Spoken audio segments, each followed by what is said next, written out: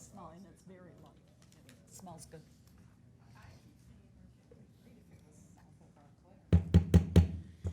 Good afternoon. I'd like to call to order the Committee of a Whole for August 12th.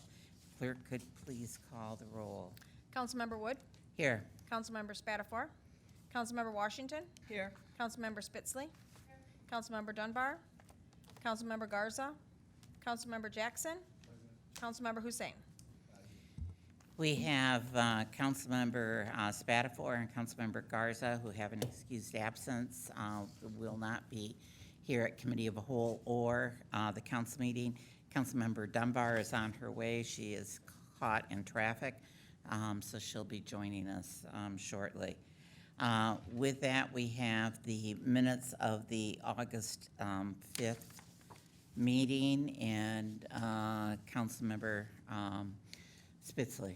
Thank you, Madam President. I move for approval of the August 5th, 2019 minutes. We have a motion on the minutes. Are there any questions or concerns?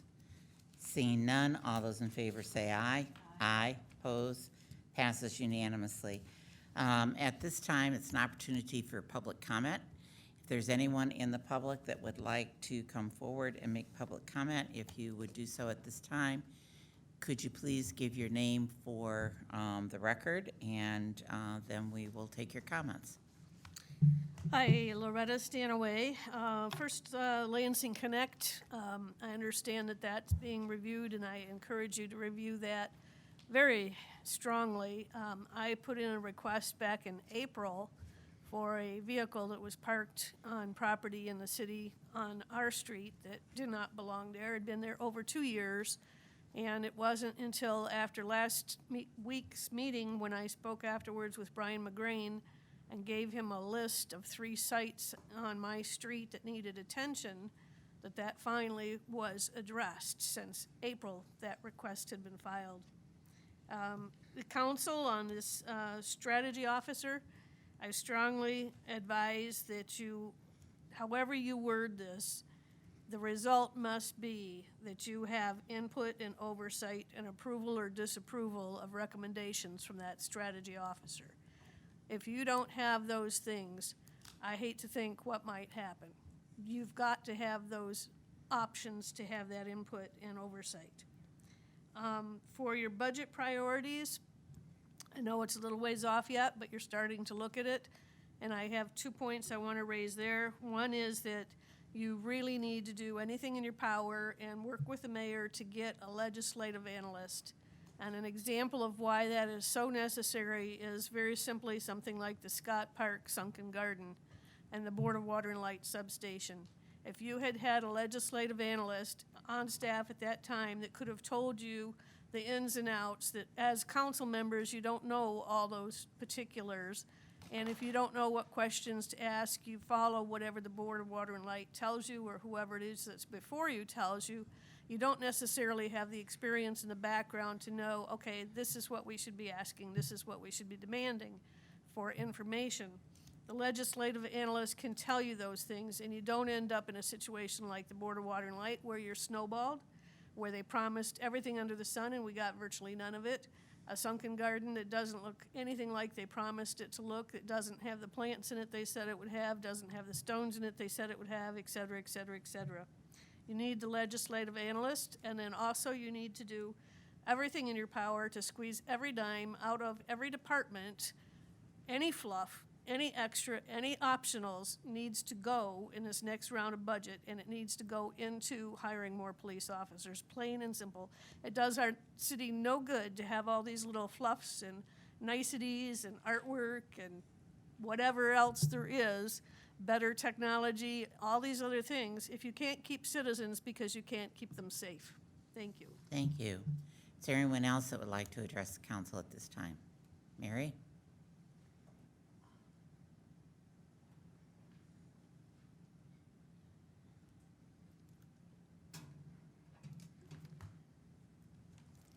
Well, ladies and gentlemen, how are you this evening? A couple things. I rode all over town this weekend. There was a purpose behind it. I'm going to be 85 on Wednesday. And on my 85th birthday, I want to know what my town looks like. Parts of it don't look great, but we've got people that aren't earning the most amount of money either. You can say, well, should look this way, this should look that way. Where are you going to get the money for it? You're going to get it from the taxpayers. They're paying what they can pay right now. You know it as their representatives. I was in 2 other towns of said stature, and while we're not the best looking in town, we're not the worst, and we're working on it every time. You have summer that flooded you the first part of the summer, so no, your flowers aren't going to grow up really great and pretty. Painting a house costs money. Putting on a new roof costs money. You wait to put on the new roof until the house cracks out. But as representatives, I think you have to look yourselves in the mirror very decidedly and say, am I doing everything I can? Figuring in your own life. You didn't abdicate your life just because you became a council person. And if I am, do I need to go and talk to any of my neighbors? Do they have something that they would bring up but they don't think it is worth anything? Now, I know all that I know sitting here do that. But sometimes you just have to hold your breath and take a deep breath and let it out slowly and let you know that everything you're doing is going to cost money. But prioritize it as you have been doing. And I don't know where you learned your prioritization, but you really have done a very good job this last year. I have to tell you that. And nobody else is they're gonna pick you apart and throw your ashes to the birds. But is this necessary, or can we put one thing on here that will make a bunch of people happy? Whether they're seniors, whether they're children. Check out your parks, make sure your parks are doing good. I'm sure they're doing everything their budget allows them to do. And I really think you guys are doing it nice. I'm not just stroking you. I really do think you're doing a good job. I've seen it when it wasn't doing so good. So I appreciate you all. Thank you. Thank you. Is there anyone else that would like to make a statement at this time?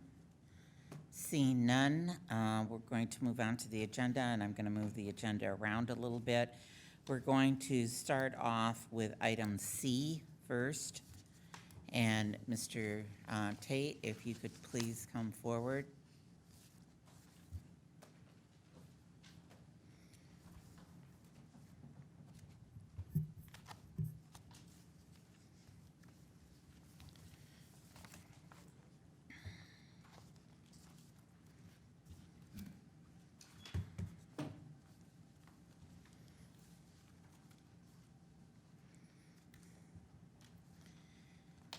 Okay, council members, the packet that we should start off with looking at is the redlined version, and it will say City of Lansing Executive Management Plan, and it's numbered down the side. So if you would look for that particular item in your agenda. Okay, Mr. Tate. Madam President, forgive me, I don't have a copy of the packet before me. Do you mind if I move Okay, over? sorry about that.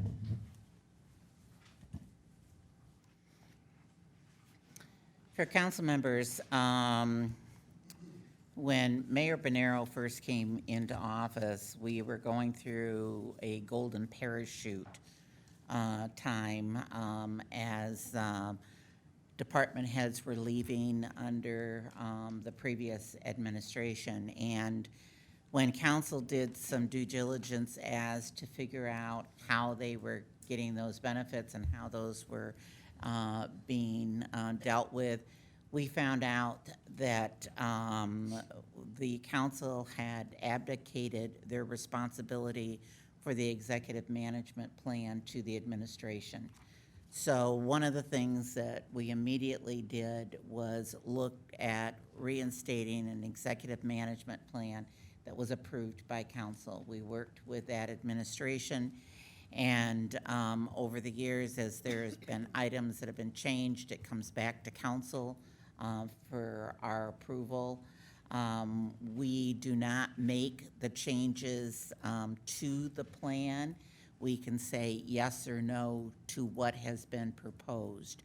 And so the administration came forward with some recommendations dealing with the fringe benefits on retirement.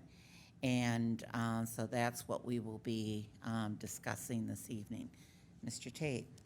Thank you, Madam President. So having the resolution before me here, I'll go to the substantive parts of it. That would be under 3 on the first page. You'll see 5 bullet points. Okay, if what Sure. we could do, if you would move to the document where it is in the document, the changes that you're making, that would be helpful for us. Okay, so should be on the first page of the resolution there. That, and I'll get to the substantive executive management plan fringe benefit changes, but the bullet points here are going to be echoed in the actual plan document itself. And Yes, Councilmember Spitzley. Thank you, Madam President.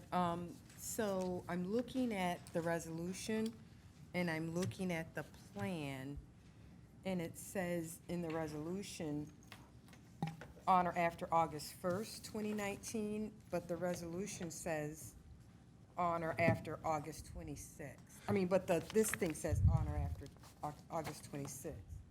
The resolution says new employees who are hired into the executive management group position on or after August 1st, 2019.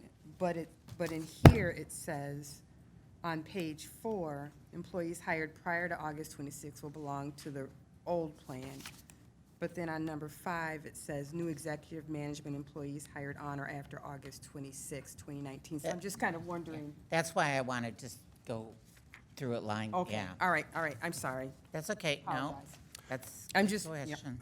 Can I address that, Yes. Chair? That should be August 26th in the resolution. There were changes made, and I don't believe it got up here. It's August 26th is the date. Yes, I just went to the first Okay, page of thank you. First sentence in the resolution, so, okay. And I don't want to put you on the spot, Mr. Tate, but it was my understanding, unless someone can correct me, that you were the one that made the changes to the document. Is that correct? that's correct, Madam Okay. President. And actually, I owe you an apology because I was looking at the wrong document. I have to Okay, correct all right. So looking at the changes that were made in the executive plan, I'm starting on page 4, and I Okay. believe the entire council has before it red line. So again, I'll just go over the substantive changes Okay. unless anyone Thank you. wants anything different. So beginning on page 5, we broke off a new section to specify police and fire plan. The bottom line with that is, if you become part of the executive management group, you get to keep your fire and police pension. And that's been consistent with the past practice of the city. All right, so my question would be, if I moved up the ranks through the ERS retirement system and was appointed to director, then that means I would lose mine? Not necessarily, Madam President. I think it would be dependent on 2 issues. One, I suppose when you were hired, and 2, I mean, I suppose if you're fire and police, you would have matriculated through fire and police through the fire and police system, so you would be in the fire and police pension system. Well, let me use a person as an example. Okay. Andy Kilpatrick came up through the system. And if he were hired to become director, which we're pretending he's not right now, and the previous director left and you hired him after the 26th, with all his years of service, would he be able to stay in the defined benefit, or would he have to move over to the defined contribution? He would stay in a defined benefit. Okay. Thank you. So if I may continue, moving again to the substantive portions of the changes. In red line, midway through, you'll see defined contribution retirement plan. And then, again, we have the date, the effective date of August 26, 2019, beginning with I won't call them bullet points here, but starting with 1, 2, 3, 4, and 5. If you're hired into the executive plan now, you as an executive will have to contribute 3%. The employer, obviously here the city of Lansing, would pick up a 3% contribution to your 3%.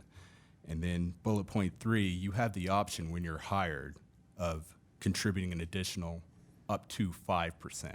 So it says 0 to 5%, and that's meaningful because if you want to contribute less than 1%, you can do that. It's going to be up to you as a new hire as to whether you want to contribute more. Bullet point 4. And Madam President, I see a question, but I didn't want to overstep my bounds. Councilmember Spitzley. Thank you, Madam President. So on the third one, a one-time so you can only do that one time, or are you saying you can contribute up to 5%? I'm trying to understand what that 3 means. So if I was hired, I know I have to do a mandatory 3%, but does that third line say I can do up to 5%? Correct. But you have one opportunity to make that election. So when you're hired, you have to decide how much, and that's the only time you're going to get that Okay, opportunity. thank you. Thank you, Madam President. Okay, thank you. So for number 4, of the 0 to 5%, the employer will contribute up to 3%.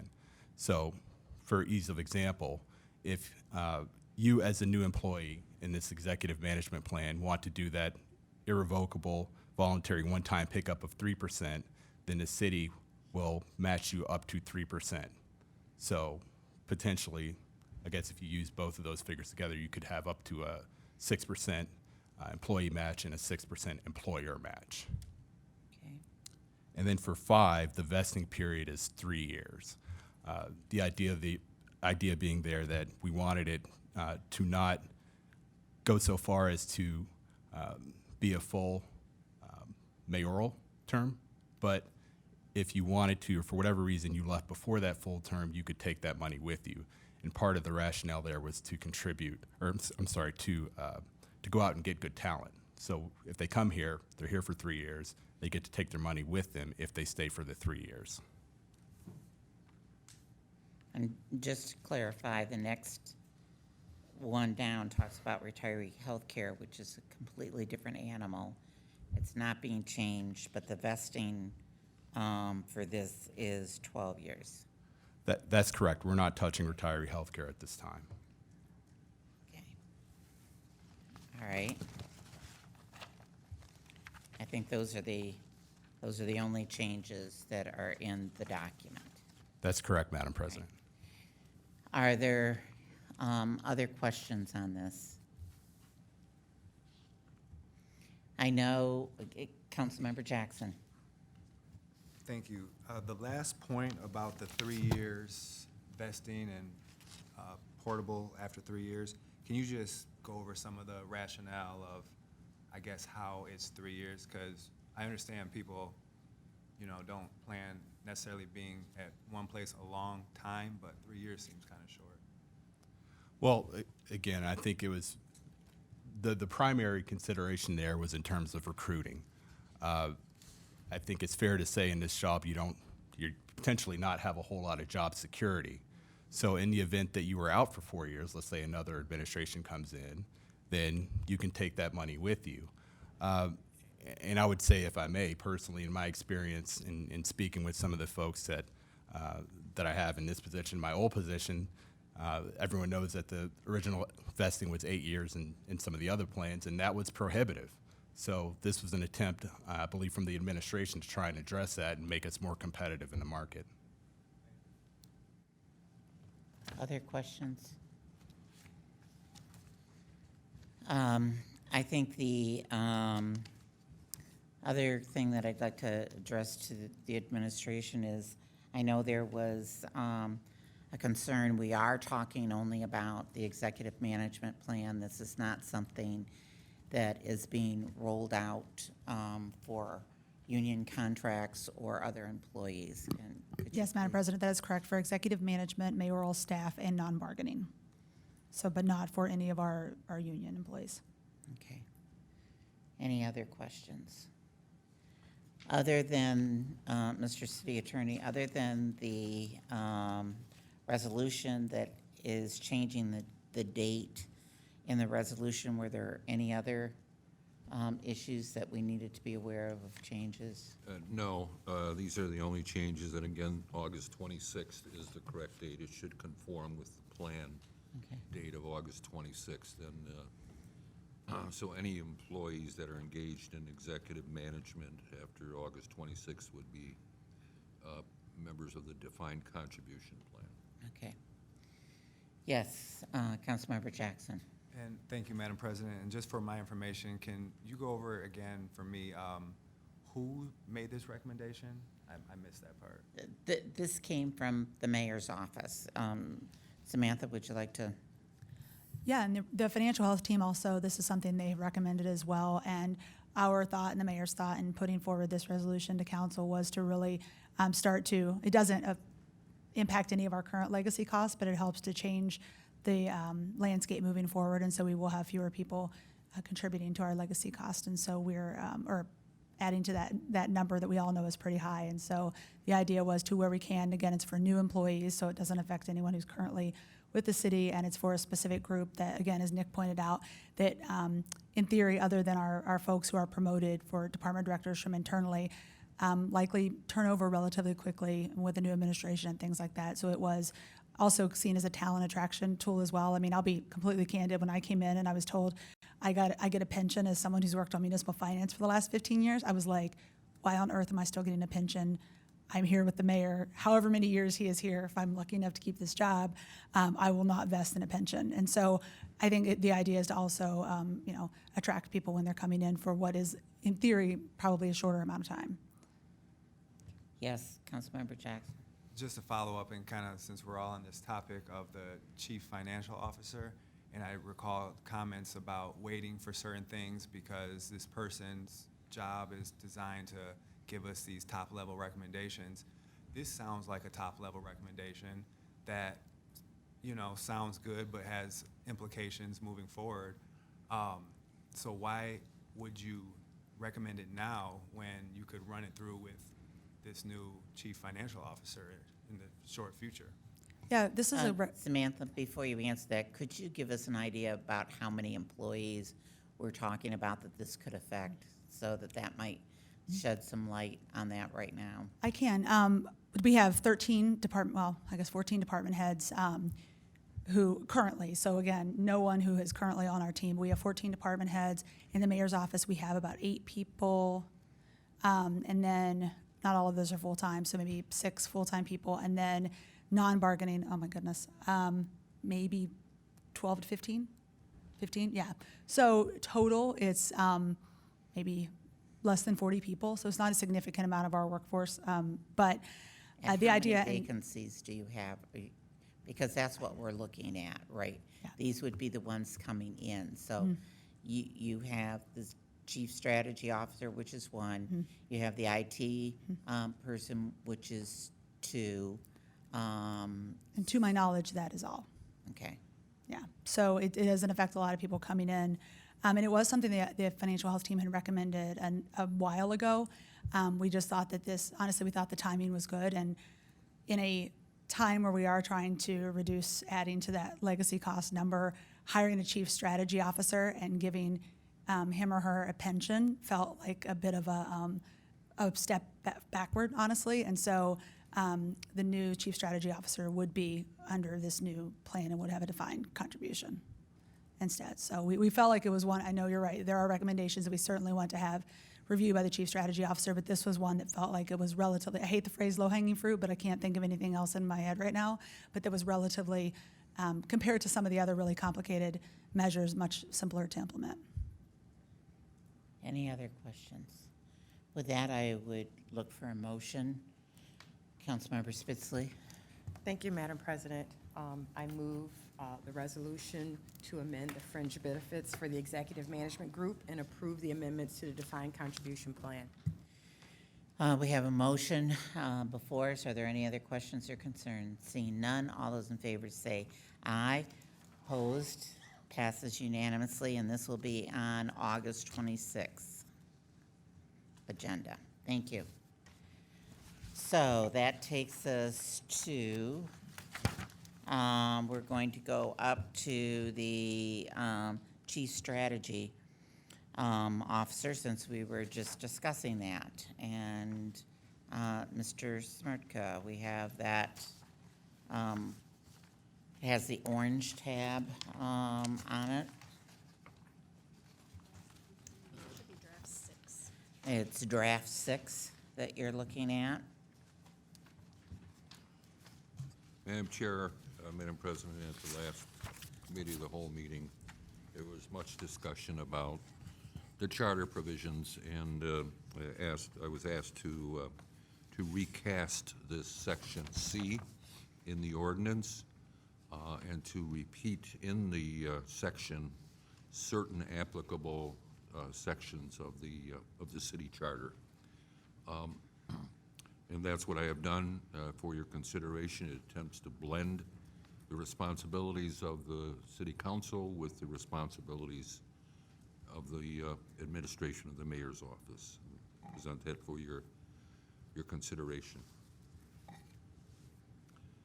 I might point out there was also a question that was raised about the charter provision on directing officers and not directing officers. And it also, that section, after I did have a chance to look at it again, starts out by saying, except as otherwise provided in the charter. And there is another provision in the charter.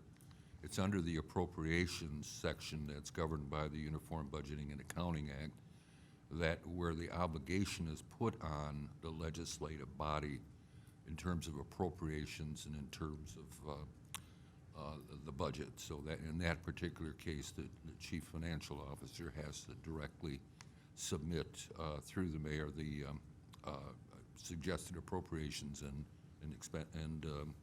budget. Councilmember Spitzley. You want my comments, or do you want me to move the resolution? No, I want your comments. I saw the tightness That's- going.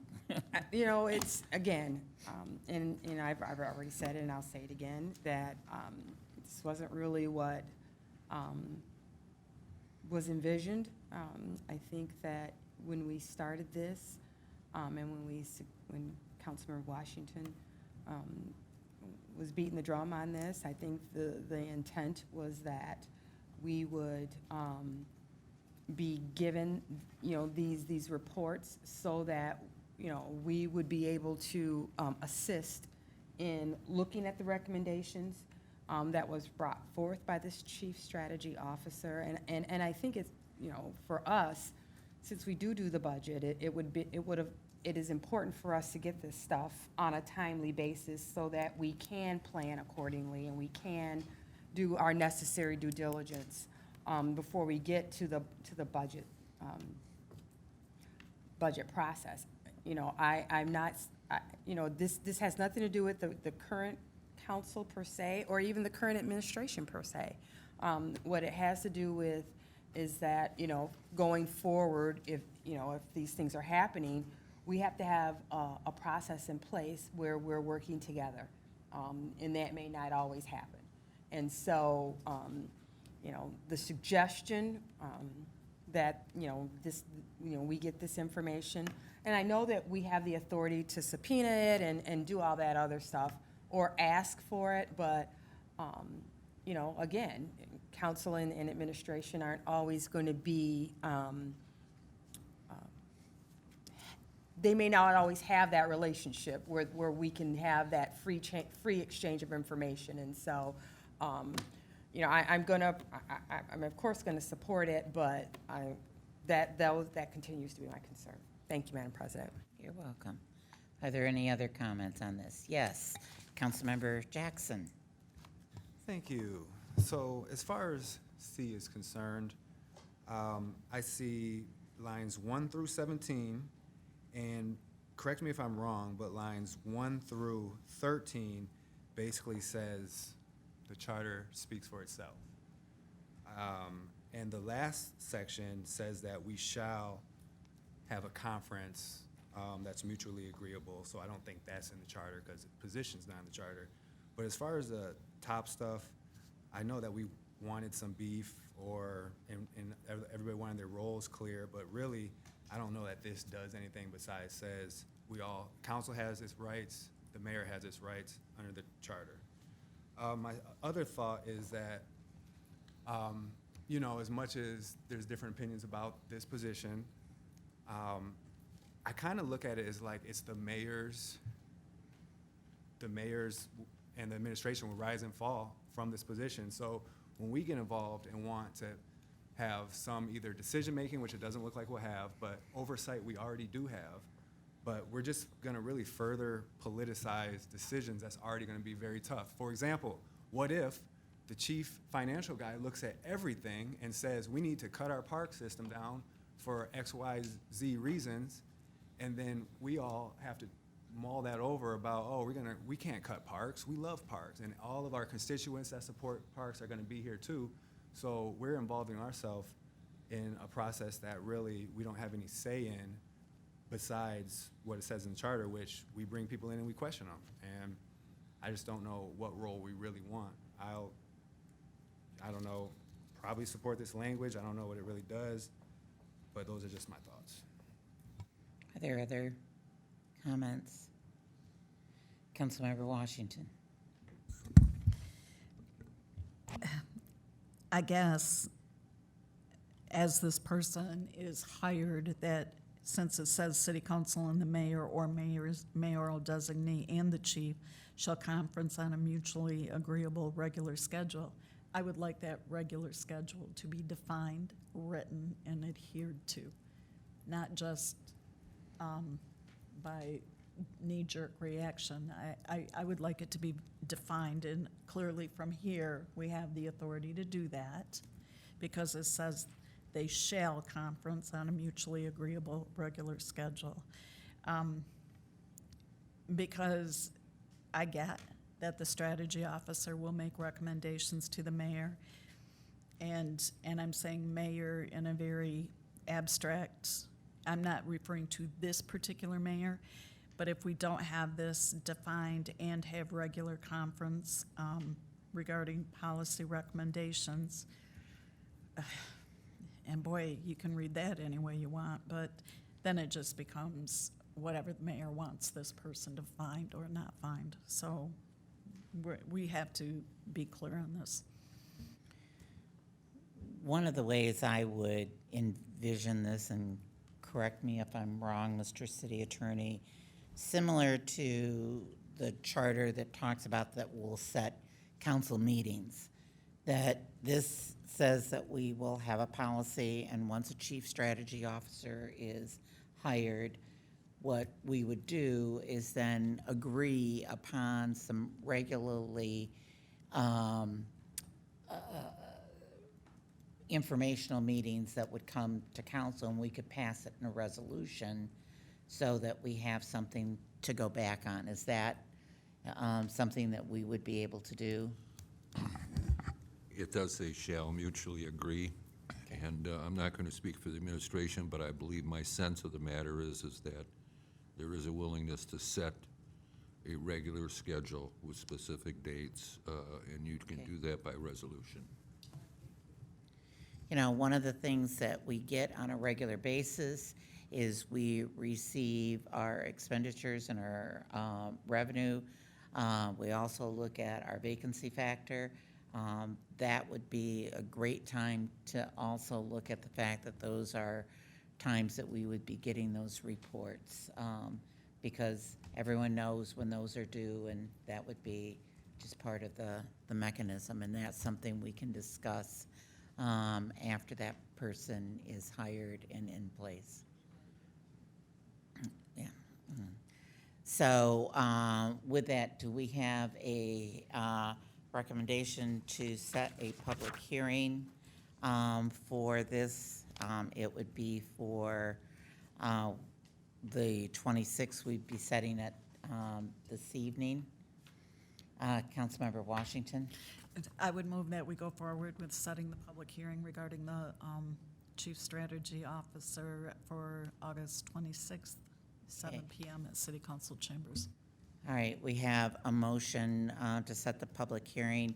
One of the things that we might discuss with the administration between now and the 26th is that it's my understanding that the process is moving right along with the Chief Strategy Officer, so we might want to not only have the public hearing, but pass it that same night. It's not my druthers in those situations, but it would make it in a timely fashion. So with that, seeing no other discussion, all those in favor say aye. Aye. Opposed? Passes unanimously. Next on our agenda is moving up to Lansing Connects.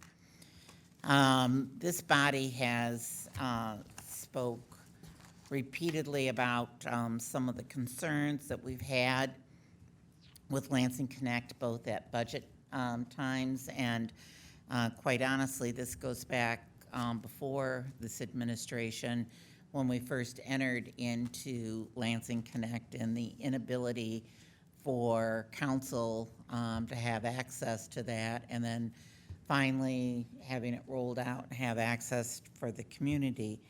I can speak for myself, and I'm sure each one of you have your own recollections as to working with Lansing Connect and having people that, your constituents that have talked to you about this. But, you know, my problems have been repeatedly the difficulty sometimes in just putting in a request in Lansing Connect and not being user-friendly, the system not working. I think the next is the fact that it goes into what seems like a pit out there, and you don't know where they are in the system, whether they have been taken care of or not.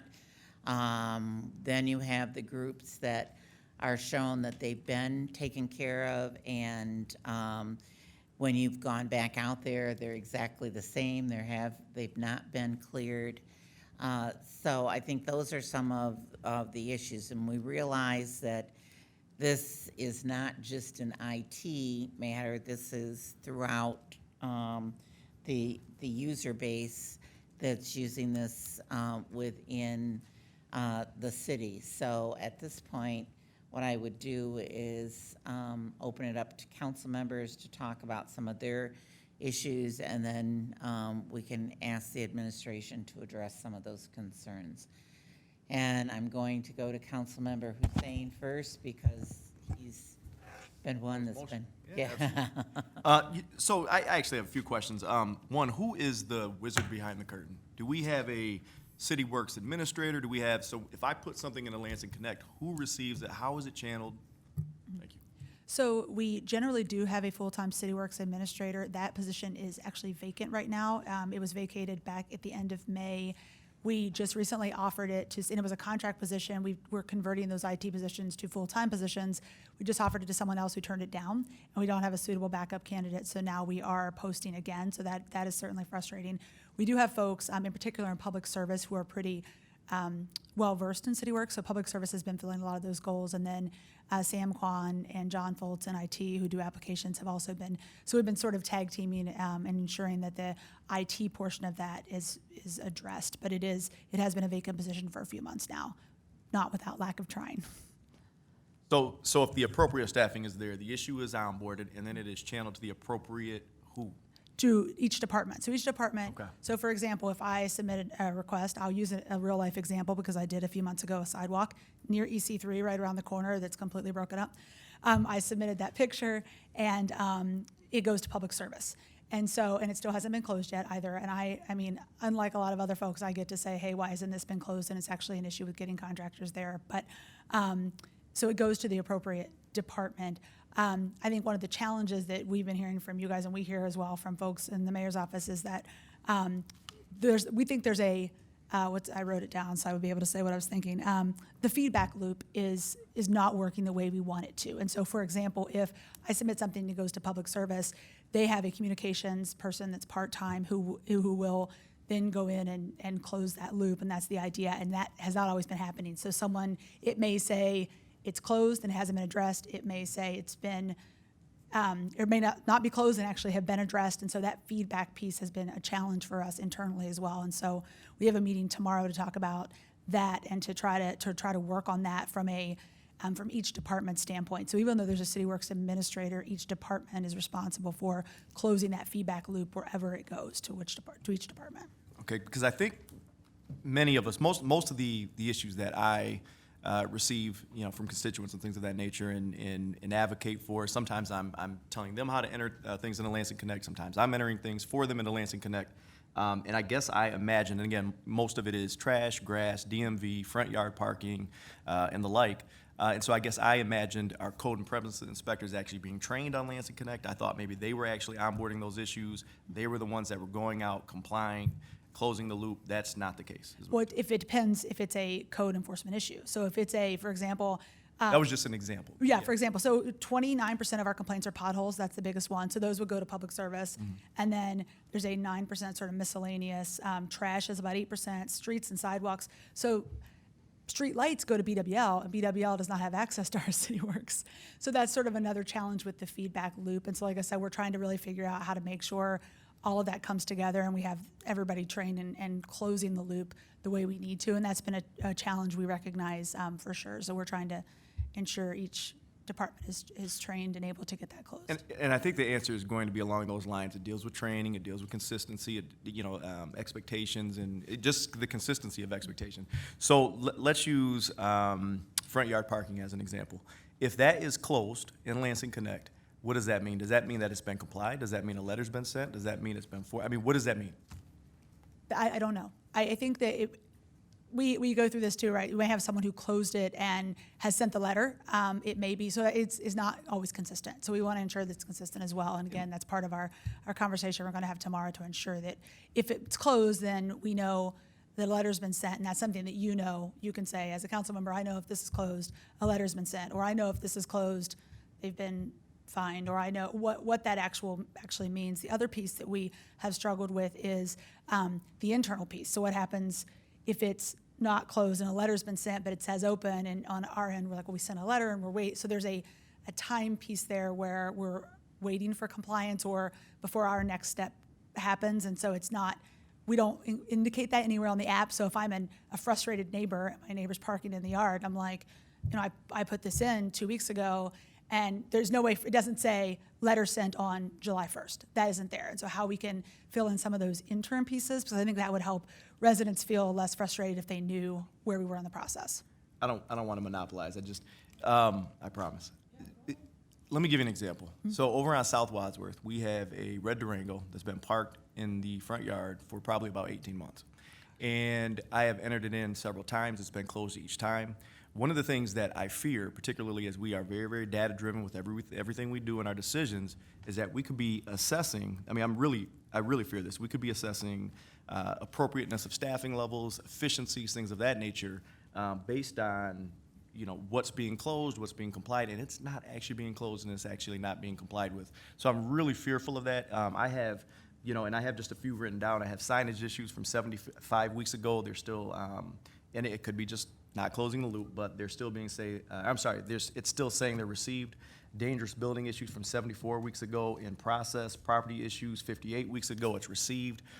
There are all these different messages. Nobody knows what they mean. And if I'm frustrated as a council member, and I have, I think direct access to the administration, I can't imagine what the constituents are feeling. So certainly need to clean some of these issues up. Oh, one more question.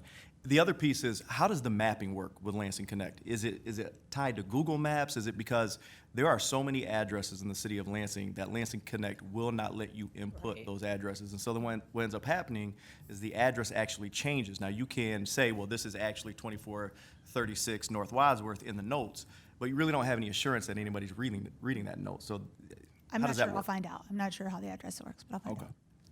Councilmember Spitzley. Thank you, Madam President.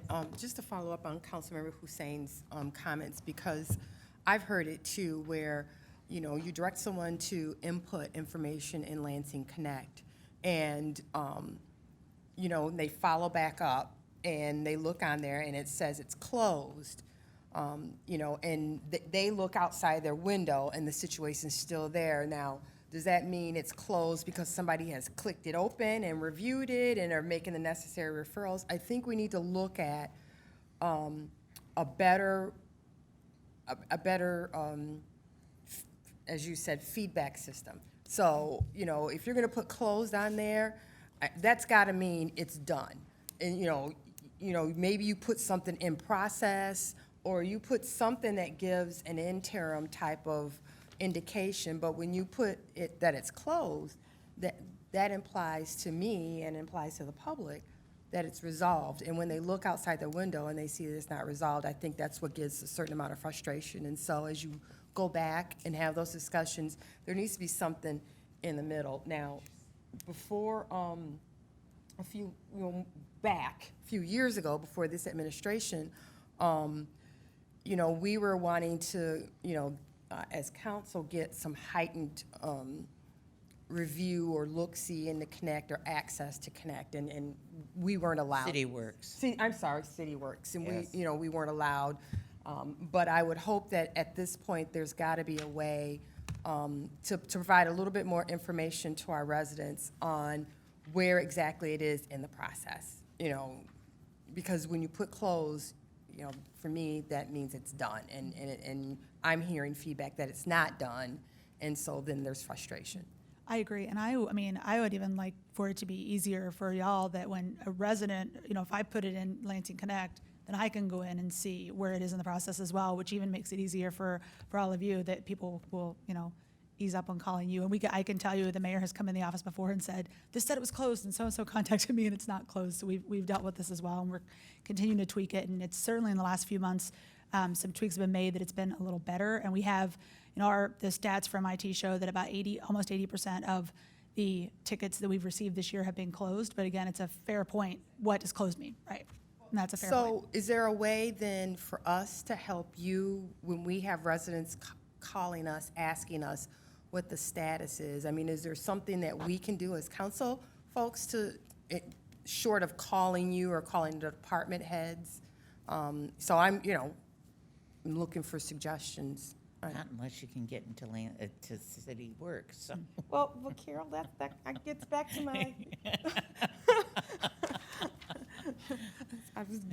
Yeah, so, you know, so you know, we need to be able to, if, you know, again, short of calling you or calling the mayor or calling the department heads, which we don't mind doing, but they're busy too. There should be a mechanism by which we can, you know, provide those answers. Easily access. Yeah, easy access to provide those answers to the residents as well. I think that's a good point, and I will bring it up tomorrow in our meeting for sure. Before I call on Councilmember Dunbar, as an example, I know that I had talked to Director Kilpatrick in Public Service, and we had talked about some of the pothole ones and that, and he had made a comment at one point that sometimes when the road is so bad and it needs to be resurfaced, that we might not be going out and filling a pothole, but we ended up marking it as completed. And that's because it's been moved on to a repaving place. The problem with that is that people have put that in, they get the message out there that it's completed, they go out there and stand in the middle of their pothole and it's still there. They don't know that the decision's been made that we can't fill the pothole because the road is so bad. Councilmember Dunbar. So in regard to the closing of a ticket, what we have asked in public service when we do the review of the snow roll, and that somebody goes out there from either a city employee or a contractor, and they clear the snow, they, you know, salt the ice, whatever. In order for us to hear appeals on those, we actually have the staff bring in the photos of the befores and the afters and all that.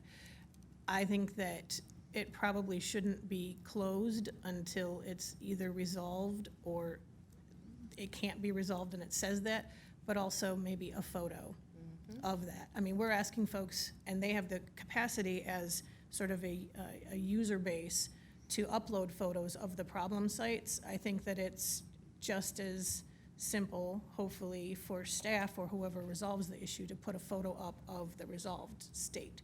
So maybe that would help, because I think that there does need to be a common understanding of what resolved means. And a photo is probably the best way to do that. Unless it can't be done, or if they decided that they can't, and then at least put a note up that says they can't.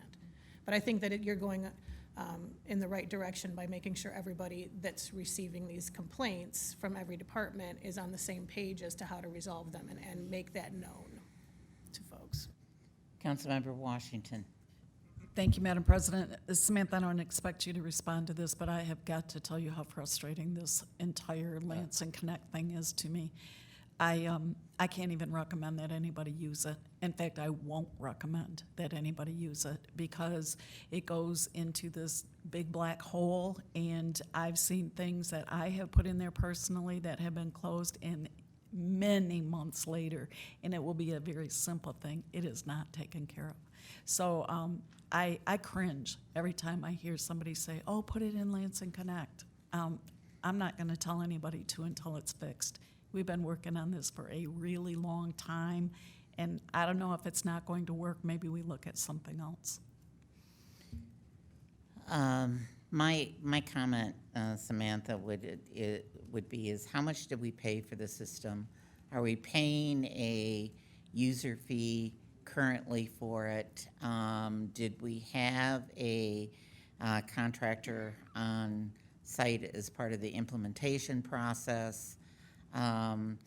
And where are the guarantees? I think those are some things that I'd like some additional information on. If we're paying some monthly fee for this or yearly, which sometimes with certain software we have to, we're not getting a bang for our buck. There's definitely a problem here. I'll find that out. Okay. Are there, Councilmember Hussein? Then the only other thing, is there any way to, and maybe it has been added, and I just haven't seen it, is there any way to add an option for other? And I ask that because we have so many issues.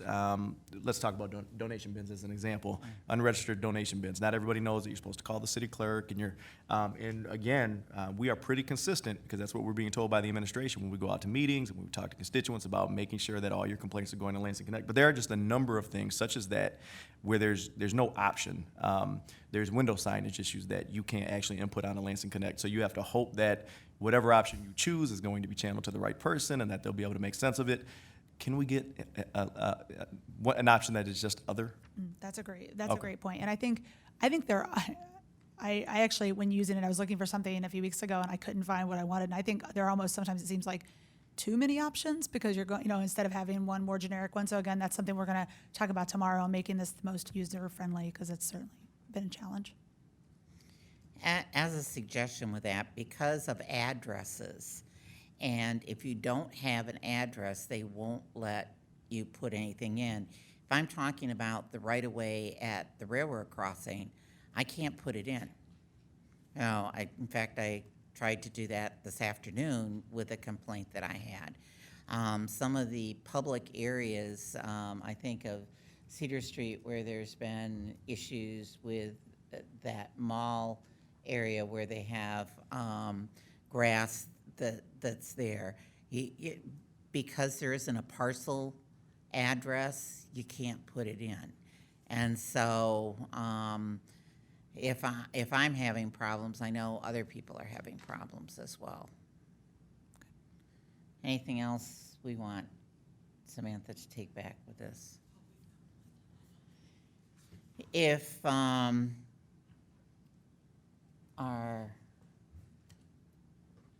we have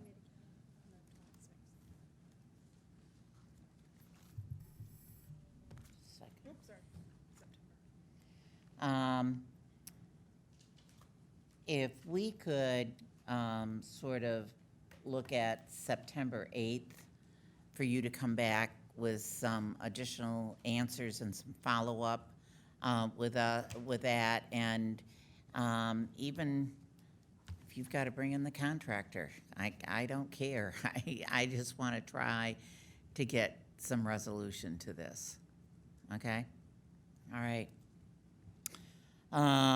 Budget priorities.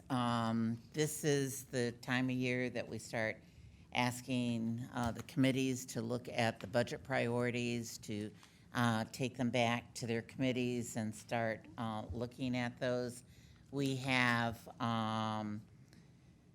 the 26th, the 9th of September. I gave you the 8th. It should have been the 9th. Apparently, I was giving you Sunday. And then the 23rd, which would be the day that we would review those and then action on the 30th of September. So if those committees, if you could take a look at those priorities and then start putting them together and get back with us, that would be great. All right? Okay. Seeing nothing else, then we're adjourned for about a half hour. Thank you.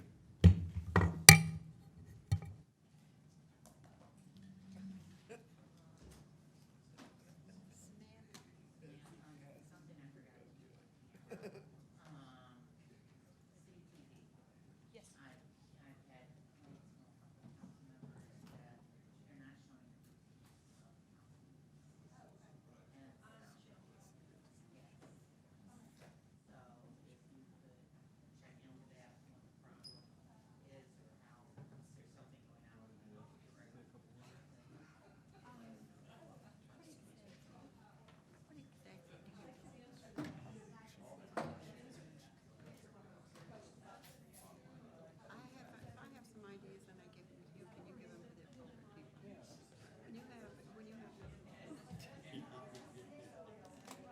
When you attend council meeting, you want to choke these people that run out there because I want to smack them. I want to talk to Sam a minute. Okay, go ahead. Yeah, have a good But evening. stop and see me tomorrow. Okay, we'll do, Mayor. Okay. Sam, just a minute, then I'll let